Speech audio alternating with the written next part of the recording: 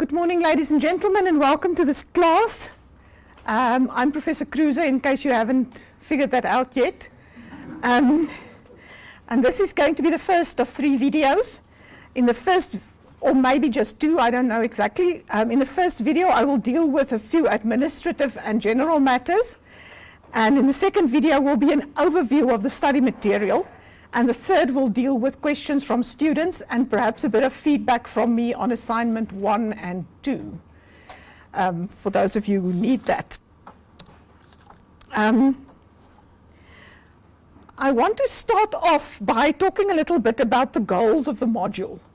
Now, we are not only trying to teach you content, as you will have realized by now.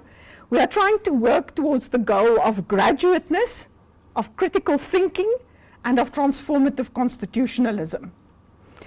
And that is why we emphasize dealing with difficult concepts, providing critical perspectives, and using technology efficiently. We are trying to help you to become good citizens and good lawyers. And as I've said on the site, the difficulty is the thing. Let me illustrate this in the following way. Getting your LLB degree is like running in a hurdles race. The hurdle is at a specific height and you need to get over it. Some of you will be successful, some will fall and fail, and some will give up. But if you don't try your very best, you are wasting your time. That is why there are so many self-assessments and activities and assignments, and why they are so hard. You need to keep practicing so that you don't fall before the final hurdle. The assignments and the assessments are there to train you as to what is expected of you in the final analysis. But in many ways, in many senses of the word, a lot of students are like someone who bought a very expensive and a very fast car, and then they only drive it to the shops at 10 kilometers per hour. It saddens me that so many students pay a lot of money for their studies, but they are then satisfied with a bare minimum. A university is not an accreditation machine. We're not here just to give you your degree. This is a place to learn, and you should demand value for your money by learning as much as is humanly possible. You choose which car you will end up with. I'm not saying anything bad about Volksies. I used to drive one myself. I'm just saying, in a choice between a Volksie and a BMW, I know which one I want. I want the very best. So should you. Okay. And so that is Terry Pratchett. They say a little knowledge is a dangerous thing, but it's not half as bad as a lot of ignorance. You need to know as much as possible. Okay, so let me first talk about the way we approach this thing. This module is what UNISA calls a blended module. It's not completely online, as the study material is still in hard copy. But all assignments must be submitted online, including the final portfolio. And this is the reason why it is incredibly important that you visit the MyUNISA site at least once a week, but preferably more often. I would like to go through what is currently on the site so that you can understand why it is so important. Let me start with the welcome page. On the welcome page, I already answer a lot of questions that I get from students. It's already there. It tells you where the self-assessments are. It tells you where the referencing styles are. It's all already on there. So I am shocked by the fact that students log on to the site, they see this announced, this welcome page, and they don't read it.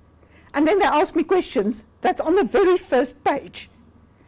Now, yeah, apart from that, we have the additional resources page, and you will see everything is here.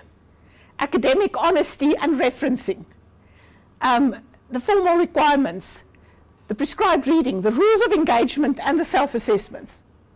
It's all there. You just need to go to there. The first one, for example, that's where you get the academic honesty declaration that you need to attach to all your assignments. That's where you get the information on what constitutes academic dishonesty. Then the formal requirements, once again, blatantly ignored in everyone's assignments.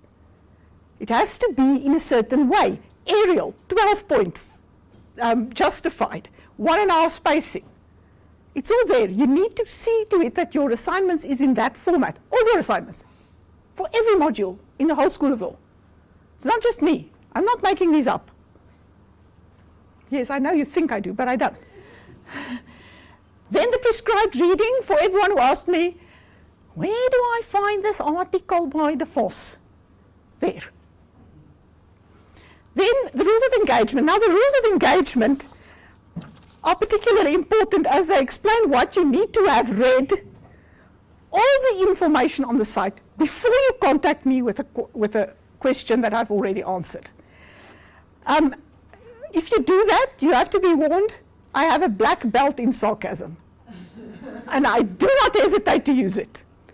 Okay, this also explains why I do not look at students' assignments before submission, and why I don't teach mini classes in my office. There are 1,500 students in this module.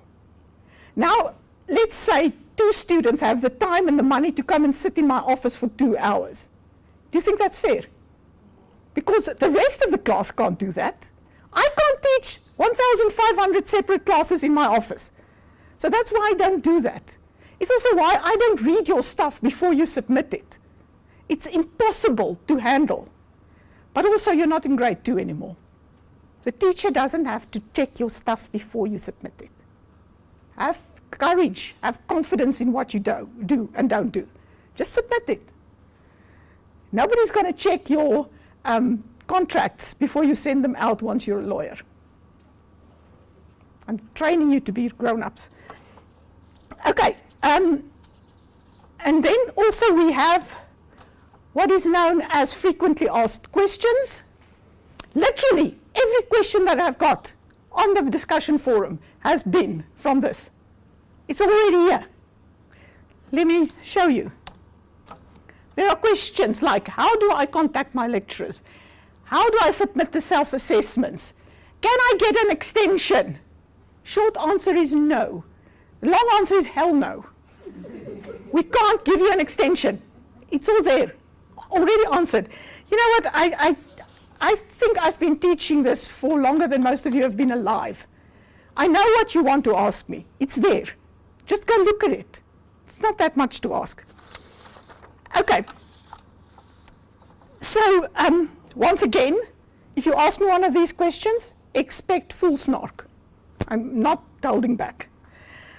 Okay, but possibly the most important aspect of the site is the discussion forums. Now, you will see that the most posts on any of these subjects is 153.